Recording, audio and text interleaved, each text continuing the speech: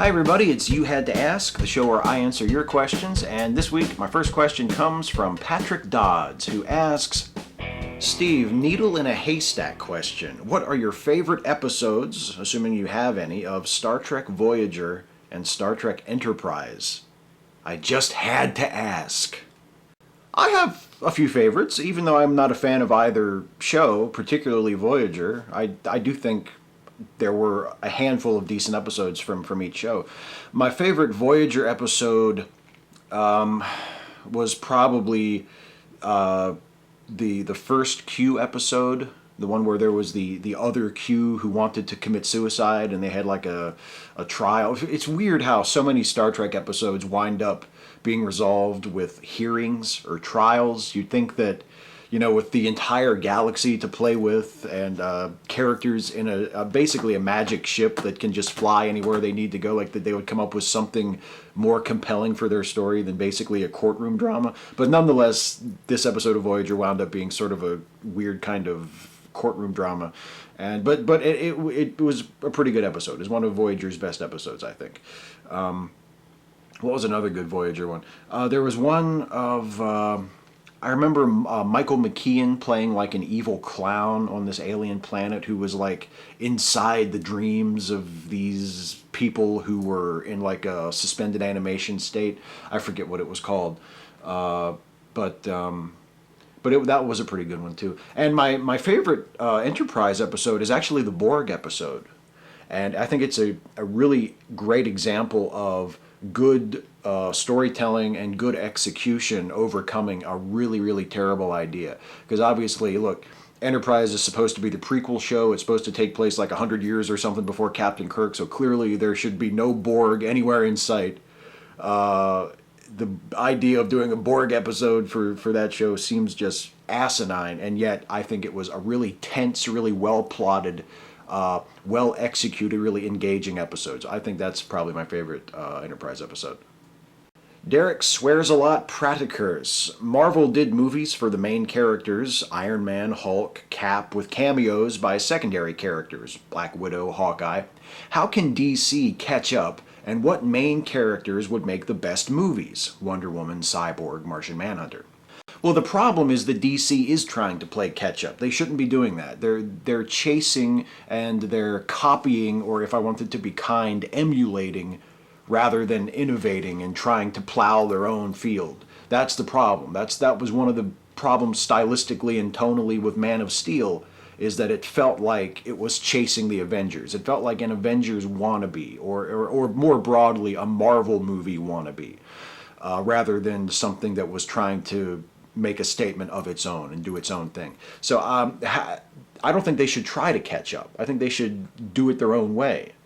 But as for what DC characters would make their best movies, I mean, DC has so many characters that are perfectly suited to carrying their own movies, because DC is a less integrated universe than Marvel. Marvel characters have been popping in and out of each other's books for 50, 60 years, whereas in DC, even though yes, there is a lot of overlap and they do occupy the same world, there's a lot more isolation in the individual characters' titles. Gotham City is more or less a world unto itself for all intents and purposes. Metropolis is pretty much a world unto itself, again, practically speaking.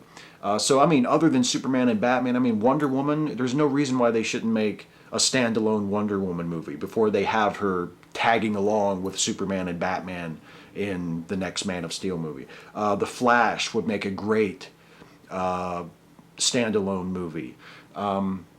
Green Lantern could be a great standalone movie. I know they already tried that and it was a huge flop, but there's nothing inherently preventing them from making a really cool, fun, sort of space adventure Green Lantern movie. Just make it like a galactic crime drama. I always thought that like Green Lantern was like the galactic cop. Like if I was gonna write a Green Lantern story, that's how I would look at it. He's like a police officer whose beat is the galaxy. I think that's such a great premise for a science fiction adventure story.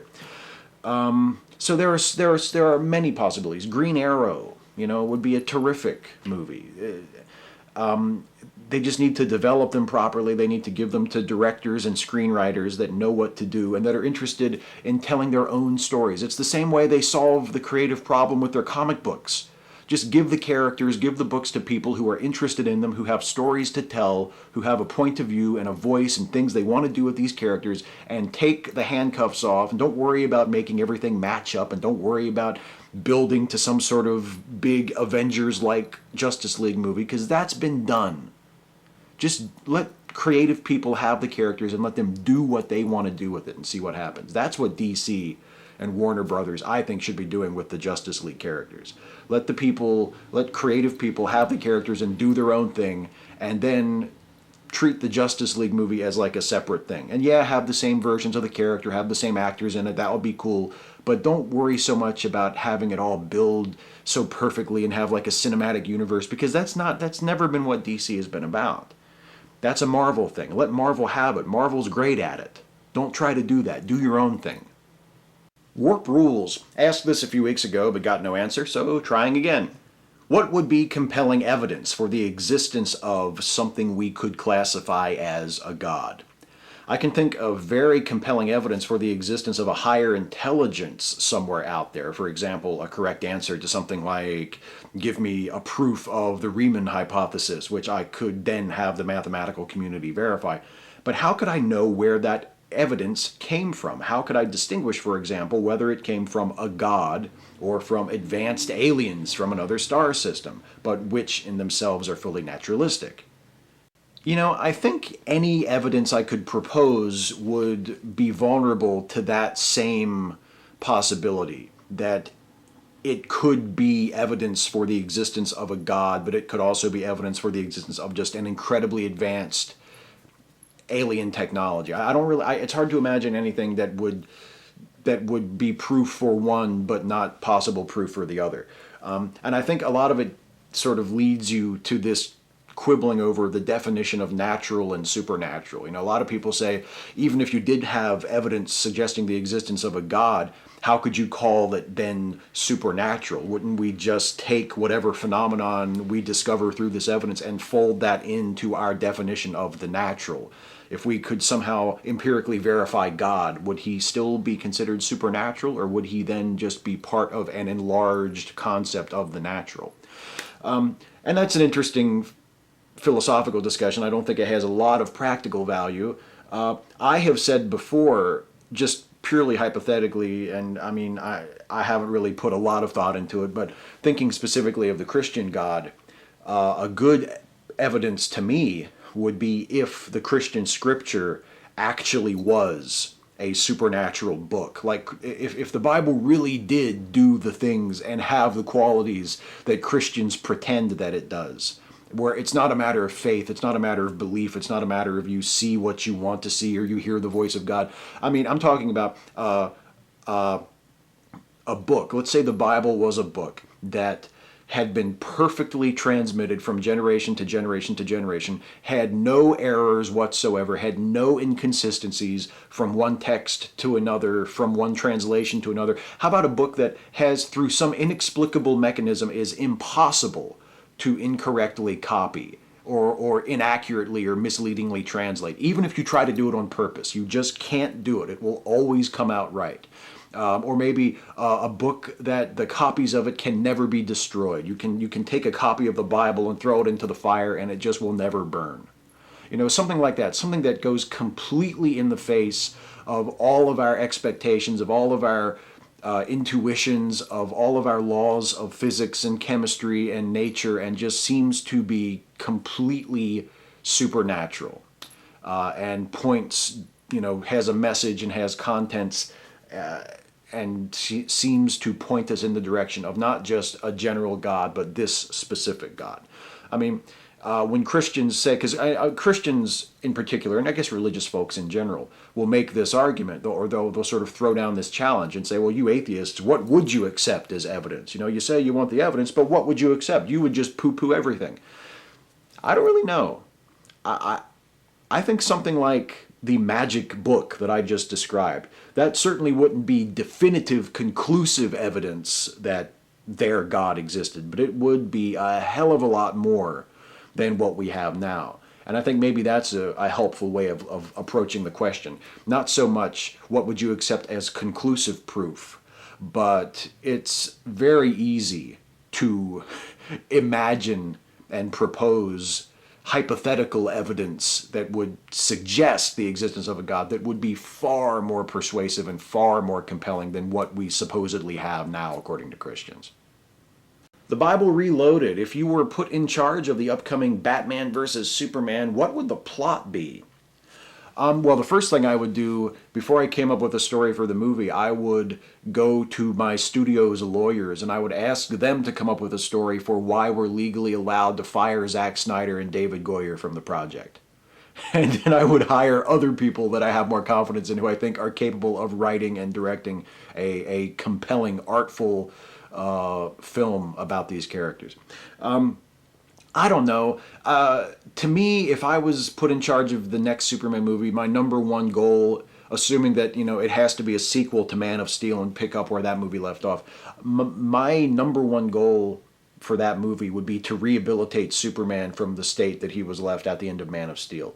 I mean, I think you have to acknowledge the catastrophe that he took part in that movie. You have to acknowledge how irresponsible he was, how dangerous he was, how reckless he was, how not heroic he was. I think you have to sort of tear down that facade of, oh, he's such a great hero, he saved us, when the truth is he participated in the annihilation of a major city. I think we have to go that direction. That's how I would go for it creatively. So that by the end of the movie, Superman is in that place where he is a hero, where he does have a sense of responsibility. He does have a sense of using his powers wisely and carefully, and we can sort of turn the negatives of a cat, this fucking cat. Come here, baby. Come here. Come here.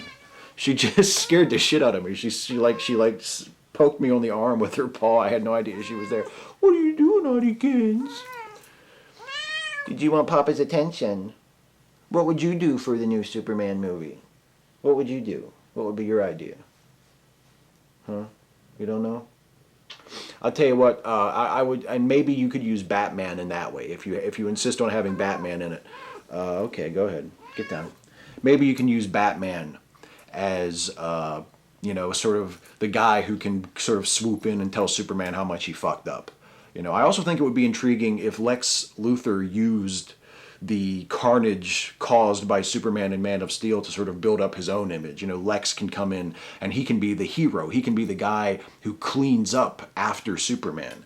And it would make Lex a much more interesting and complex and compelling villain because, yeah, sure, he could still turn out to be evil and selfish and horrible, but he would have this wonderful truth on his side that, yeah, maybe he is kind of bad, but look, the things he's saying about Superman are absolutely true. Superman has shown by his actions in Man of Steel that he is incredibly dangerous and reckless and untrustworthy.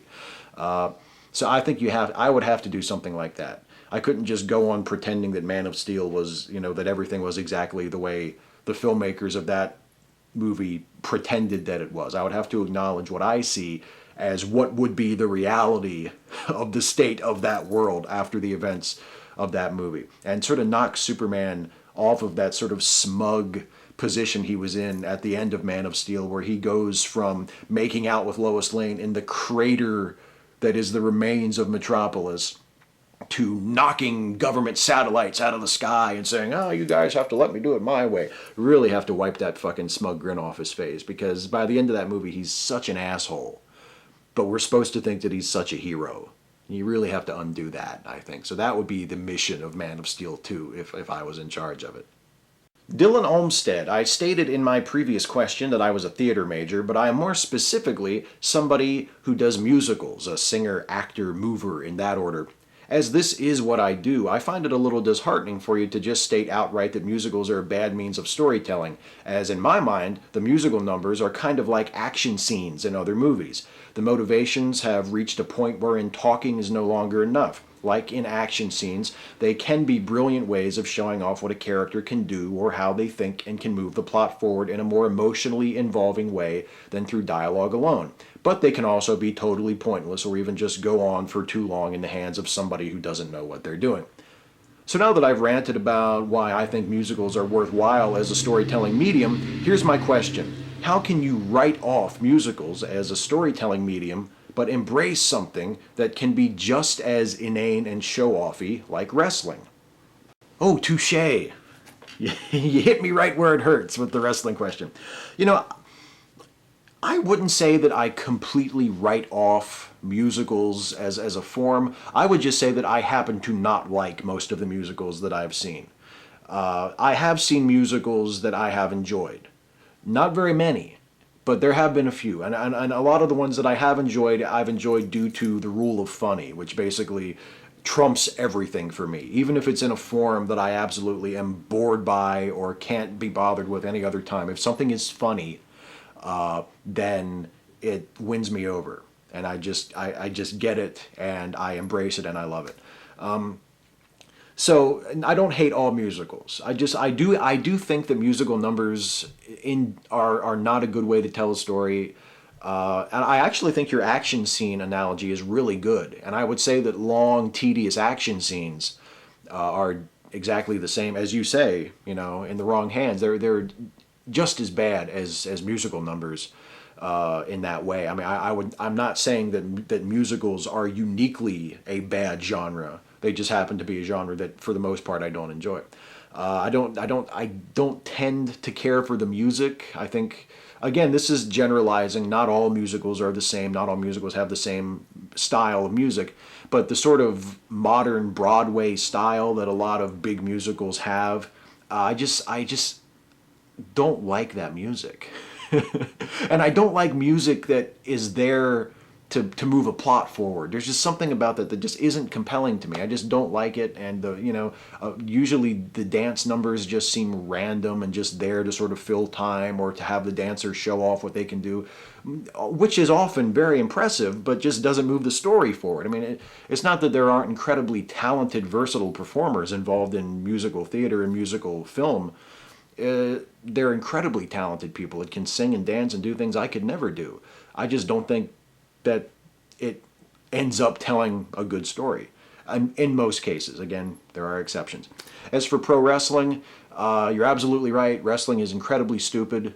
I'm not going to kill myself trying to defend pro wrestling as like a higher art form. Pro wrestling in general, I think, is a very low art form. But it is one that I do find at its best very compelling and very interesting and very sort of just easy to get into and to watch and to become involved in. And you know what? Pro wrestling at its worst can be sort of Mystery Science Theater type stuff. Pro wrestling at its worst can be enjoyed for the sake of its awfulness. Not in all cases, but in a lot of cases. Kenneth W. Hey Steve, new viewer and enjoying digging through your content. I was raised a Christian and only recently came fully into atheism. When I was a Christian, I understood the concept of Christian evangelism. If you believe that the gospel is the only way to save a person's immortal soul, it only makes sense to evangelize. But I never understood the evangelism of vocal atheists. As a newly minted atheist, I confess that I also now feel the urge to preach it. Where does this urge come from? I think it comes from the same place that any urge or compulsion you feel to share something that is important to you comes from. I mean, we talk about it in terms of evangelism and we compare it to religious evangelism.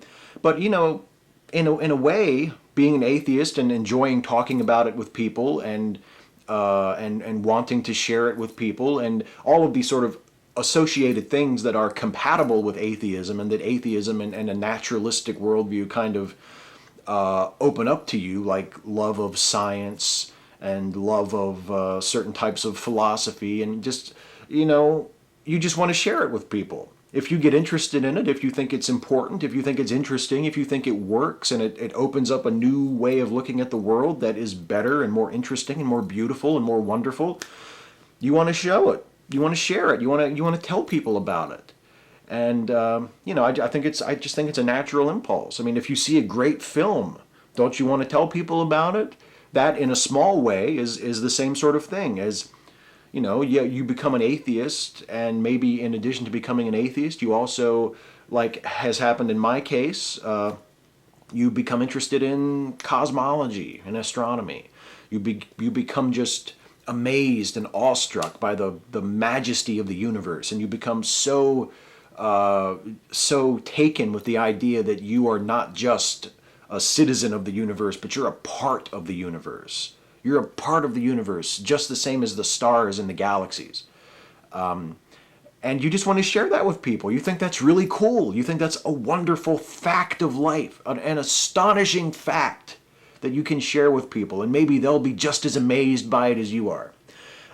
It's just a natural thing, you know? And you feel like you've got something that's wonderful, that is important to you, and you're just bursting. And you just want to share it with people because you know that there was a moment when you realized it, when you had some epiphany, and it was as though a veil had been lifted from your eyes, and you saw the world as you see it now. And you think, wow, this is amazing. I want to share this with people. I want other people to have that moment that I had, as though their brains had just been struck by a bolt of lightning. Come on. Did you have any idea that that's where I was going? Come on. Did you have any idea that that's where I was going? Come on. That was good. That was seamless. You know what it means? It means it's time for the lightning round. Rapid fire questions, glib and adequate answers. Afterthought BTW. Steve, given your dislike of the fundamentals of certain genres like, say, musicals or fantasy, why did you bother watching The Lord of the Rings or Les Miserables? Think I remember you saying you disliked it in the first place. Oh yes, you remember that I disliked Les Miserables. I think Les Miserables, the movie, is one of the stupidest, if not the stupidest movie I've ever seen. You definitely remember that. Well, I watched Les Miserables because my wife was showing it as the movie of the month at the library that she managed. And I saw Lord of the Rings because my girlfriend at the time, not my wife, my previous girlfriend, wanted to see it. So both times women are to blame. And really, isn't that the case for most of our problems, fellas? The women are to blame. Tony Reed, hey Steve, I've noticed that a lot of YouTubers spend a good amount of time hyping sponsors, plugging their merchandise, and promoting their other various revenue sources, Patreon, etc. I've also noticed that you don't do this, despite the overall enormity of your body of work. Not that I'm complaining, but is there a reason why you haven't done any of the above? Well, I don't have sponsors. The one time that I promoted merchandise was when my friend Claire designed a Toby Benson t-shirt that I made a video pushing, and I sold not a single shirt. Nobody bought a shirt.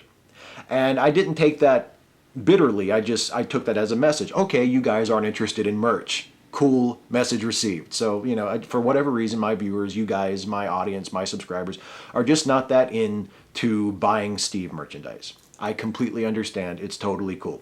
As for Patreon, I don't have a Patreon account. There is a donate link on my front page of my YouTube channel, but I don't make a big deal about it. It's just sort of there, and if you happen to notice it and you happen to think that my work is worth a couple of bucks of a donation, it's there. So if you want to make a donation, it's fine, but I don't make a big deal about it because happily, most of the time I don't really need it. I make a decent amount off of ad revenue, and I'm okay. Like, I don't need to ask people to donate to my PayPal account, but the link is there nonetheless.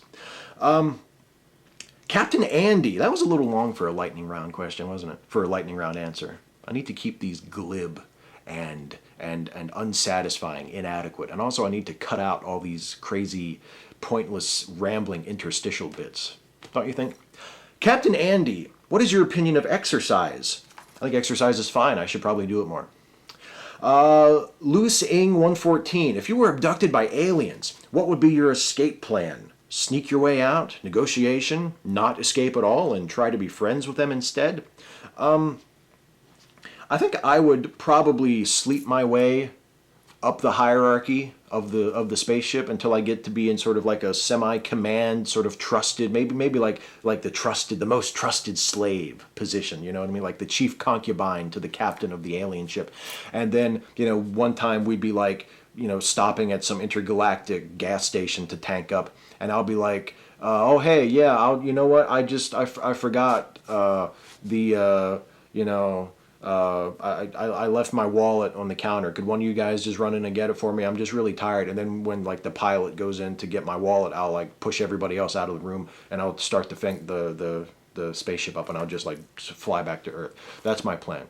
I don't know if that would work or not. I'm not even sure what I just said. Tree Smoke, dear Shives, are you related at all to Dave Attell? If you already answered this, can you direct me to your response? I can't be the first one who asked you this question. If you are not related to him, do you like his work? Also, what do you think of Glen Burnie? I used to live there. I don't have any opinion on Glen Burnie. If anything, I've only driven through there a few times. I've never really stopped to smell the roses at Glen Burnie. And no, I am not related to Dave Attell at all. But yes, other people have commented that I guess I kind of resemble him. I'm not complaining. Dave Attell's really funny, but we're not related at all. Dave Stewart, what's your favorite MST3K episode? Assuming you have one. Oh, I definitely have one. It's difficult to choose because I have so many of them that I love, but my favorite, if I had to pick a single one, would probably be The Amazing Colossal Man. Ray John H., do you smoke weed? No, actually, I don't. And I never have. Max Brandt, Steve, if you were invited as a guest on one of these paranormal investigation shows, would you go or just laugh and hang up the phone? The second one. Natalie Kirk, hey Steve, my dad heard me listening to one of your videos reviewing a chapter from an apologetics book, and he misconstrued it as listening to religious propaganda. He made fun of me for it, even after I explained. What should I do? I don't know, maybe you could arrange to have him accidentally overhear you watching this video where I say that he can go fuck himself. I'm just kidding, Natalie's dad. You're probably a nice guy. I just thought that would be funny. I just did that for my own personal amusement. I hope that I haven't caused some sort of a rift between you and Natalie. DevShell 2, which smells better, purple or 38? Hummingbird. That's it for the questions. And actually, DevShell 2's question being the last one is very appropriate. It's almost as though I designed it that way. Because, as always, I'm going to do a shout-out, but my shout-out this week is to a channel, a brand new YouTube channel. It is a collaborative channel that DevShell 2 started, and that I am taking part in, along with Dev and the Peach, and Eden's Cancer, who is coming back from his self-imposed exile, YouTube absence, to post new videos on this channel, and also Infidel Avenger. We are the sort of first generation, the first gang of cool kids to take part in this new YouTube channel, and it's called The Breakfast Club. And the way it works is, every day, one of us will upload a new video, and we each have our own day. DevShell 2 takes Mondays. I take Tuesdays, and my first video went up earlier this week, and you should go to the Breakfast Club channel and not only subscribe, but watch my video from this past Tuesday, because it's really good. If I do say so myself, it's a response video to an article written, published at The Week a few weeks ago about how written by a Christian, and the question is, can atheism explain something like radical self-sacrifice, or why religion explains that better than an atheist worldview? And I have a response video to that, and I think I'm relatively pleased with it, and I'd really like you guys to watch it. So that's me, Tuesday.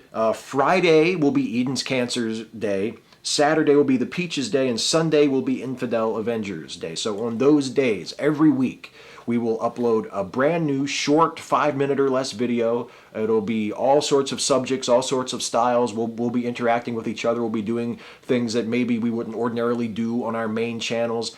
And it's just going to be fun. It's just going to be fun and different and exciting, and hopefully you guys will check it out. So The Breakfast Club. Subscribe and follow that channel, because I'm really looking forward to participating in it, and I think it's going to be a lot of fun. And it's not, DevShell is very, very adamant that it is not his channel, it's our channel, but it was his idea. He's the one who started it, and he's the one who invited me to participate in it, and I think it's awesome. I'm really looking forward to it, and I hope you guys will check it out too. So The Breakfast Club, come join us. Be one of the cool kids, or at least be one of the people who watches the videos that the cool kids put up on that channel. It's going to be great. So that's the shout out. That's it for this week. I will be back next week to do this all over again, provided, of course, that you guys ask me some questions, because in order for me to make these videos, you have to ask. So leave a comment on this video you're watching right now. Ask me a question for next time, and that question can be a question about absolutely anything. No subject is too serious, no subject is too silly. Ask my opinion on anything, ask me anything about myself you want to know, ask me anything about anything. I will answer as many of them as I possibly can in the next video. So until then, take care, you guys. I'll see you next week.